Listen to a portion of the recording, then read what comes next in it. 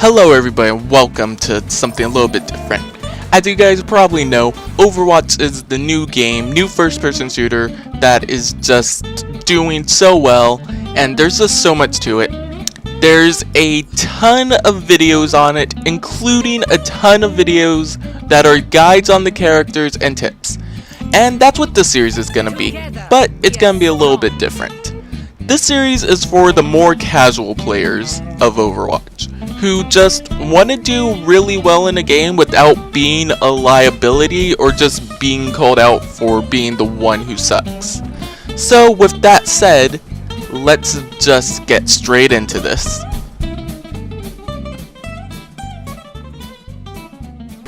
Overwatch is a team-based game, which means there are different characters with different roles, and you want to try and coordinate that with your team to create a team that's very well balanced.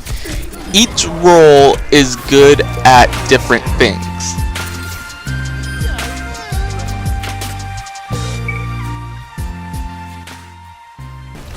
Offensive characters are usually the most mobile characters in the game.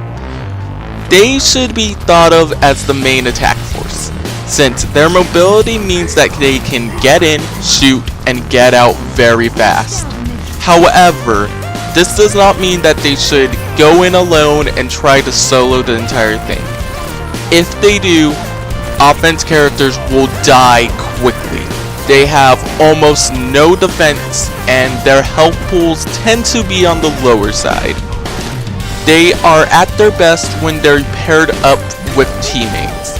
The only time that they should go in alone without any other support or offensive characters with them is when they are sure that they have a kill or they can do some damage and they have some sort of escape plan in case things turn bad. Without any support or offensive character, they can get killed very easily, so it's very important for them to stick with others.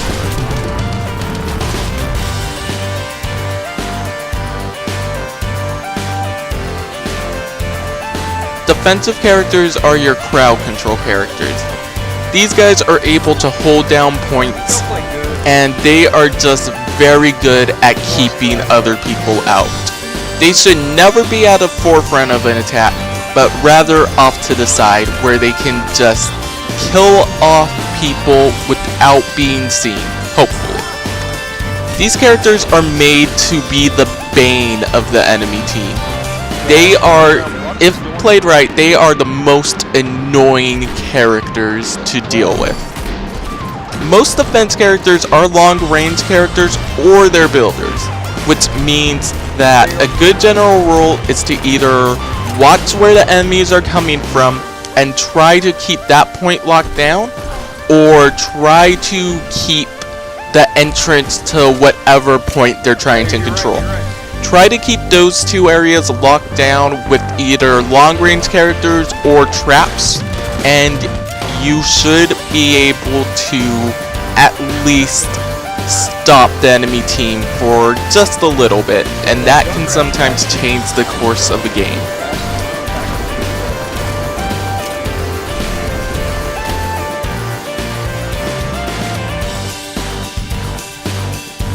Tank characters can take a lot of damage and they have a ton of health, but this doesn't mean that they can handle enemies on their own, or even handle more than one enemy at a time.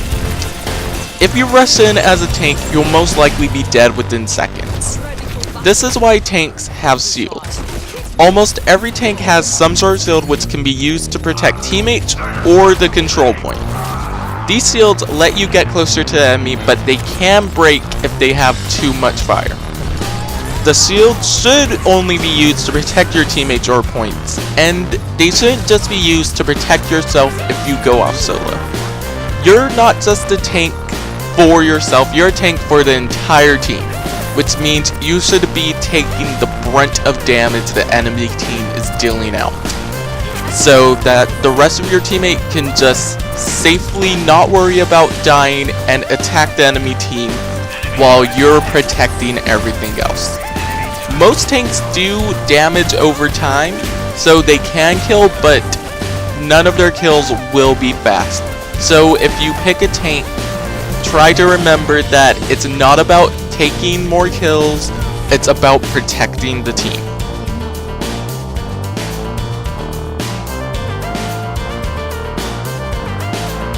Support characters are probably some of the most difficult to play.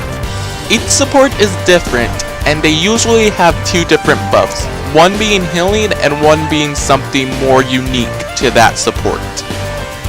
Each support is about as mobile as an offensive character, some even more so. So that means that if you're a support, you should get in quick and you should try to heal the people that need healing.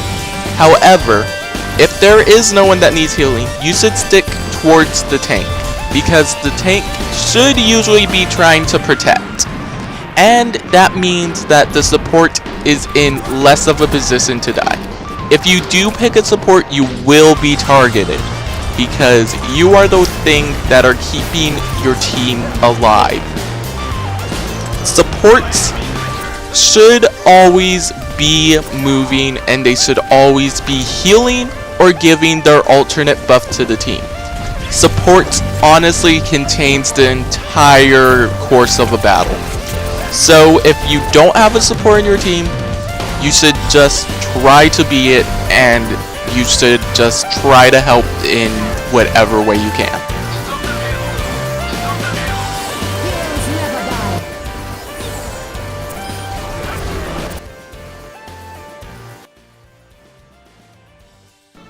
These are just a few of the basic things you should keep in mind when you choose a role in Overwatch. If you stick to these tip things, then your team should do a little bit better. Also keep in mind that in Overwatch, it is a team-based game. So everyone in the team should be contributing. No one should be just trying to look after themselves. Also, it's an objective-based game. If you're not going after the objective, then why are you even playing the game? Anyways, the rest of the series is going to focus on specific characters and their strengths and how they should generally be played. Nothing that is like too elite or anything, but just stuff that's helpful for the people that are just trying to pick up the game and they just want to do a little bit better than, you know, people who aren't doing better. Anyways, with that said, that's gonna be it for now, guys, and I shall see you guys later.